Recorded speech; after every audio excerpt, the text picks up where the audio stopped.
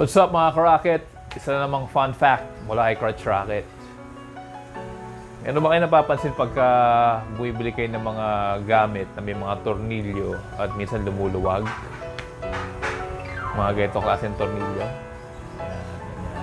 Ayan.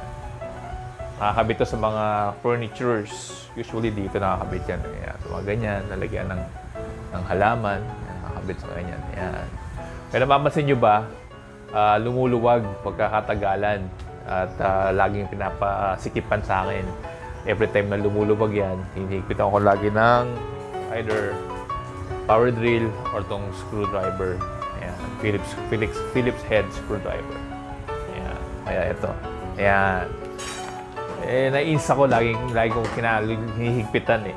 So, may solusyon tayo dyan para hindi na ulit lumuwag. At ito ang fun fact natin mula kay Crutch Rocket. Ito ang tinatawag na lock nut. Yan. Ito.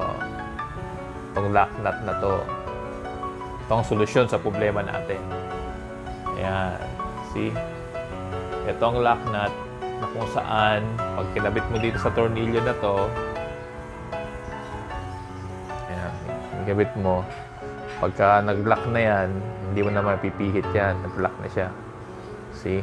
Yan. Kahit na mag-vibrate siya, hindi na siya maglalak. Ay, hindi siya gagalaw. So, ayan. Itong lock nut na isa, meron. Ito yung wala. Kita mo yung difference? May plastic sa dulo. Ito yung regular. Ito yung lock nut. Ayan. See? Ito, gagalaw ko siya. Nahihipihit ko siya. Kasi wala siyang locking mechanism. Dito naman, ayan, hindi ko na siya mapihit. So, kailangan kong persahin para mapihit siya. Yan, yan ang tawag na lock nut.